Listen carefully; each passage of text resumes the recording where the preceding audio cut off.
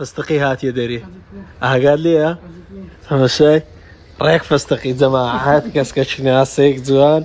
ايه تسبيحك كراسك جيشني الدنيا يا كم رجوبو تزداش ابو سيبر عادي والله ما بنبوشتها هات تدري بس يلا دكان جنان هاي ما قربان دمو ماري والله بس نية كل روشتها واردة دوري كل كاين اللي بندبرتو والله كنا احبار دبي وقصيني اخي مشتري واتيا تلفون نامك زوري من اللي دلين بوستا كانت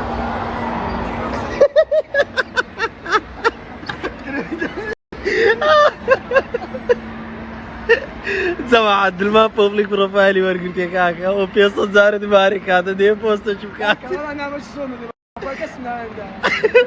يعني انتو فيرمي خرش هذا بيد الماء ها برادر ايش تدرس والله كاكا كسر رجنا كرديتو بس بوبليك بروفايلي ورقلت ودي بوستيكا علي تلفون الزوم ده والله ده بكبك لي ياخذ في من خارج تمشاناك كاكا باشا دوام باشا مليا كان نعمل في تلفون الزوم ودينا لا ولا يصير باشا دوام باشا هاورين زوم باشا مليا كان نعمل في تلفون الزوم ودينا أمن أدباش ده ريموت كبير بس أمن كسر عندها أم بيو زوانم لا وقتي توا وقتي توا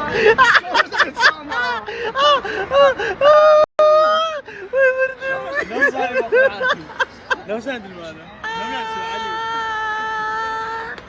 ما زوانه قلت زوانه بوخته دري قري كاس وسط خوا انا بخواياك زرا قلت زوانه بقرا والله قلت زوانه كاب سره او دلمان بني انقريد الرايه هاي انا بني انقريد الرايه بقرا ليه قال كاكا عايبين يا بوستا كيبك هو يدمعني لو دعاء كاكا كسمنا هذا طاو كسمنا هذا دار برنت كم بقول قولي خداني مو كسمنا هذا وعليكم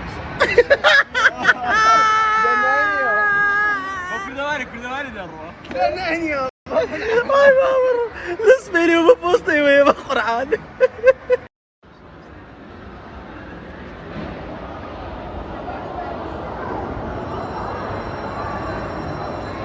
والله ده زي امتحان يا هذا زوج سبونسر كونتراكشنز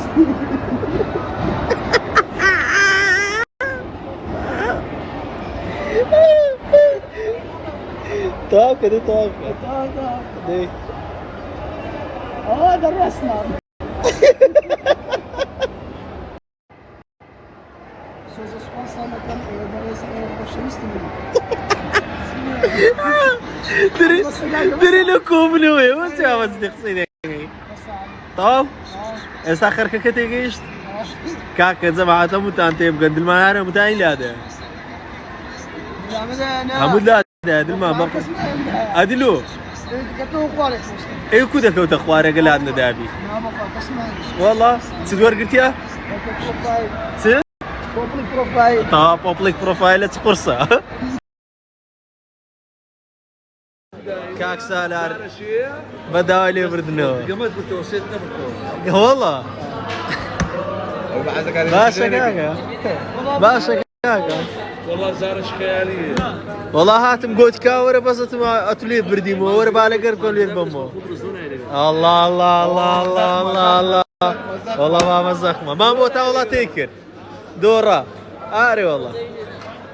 بقى زي شي هبي حفقه زي هبي نالم باتو هاي فنانه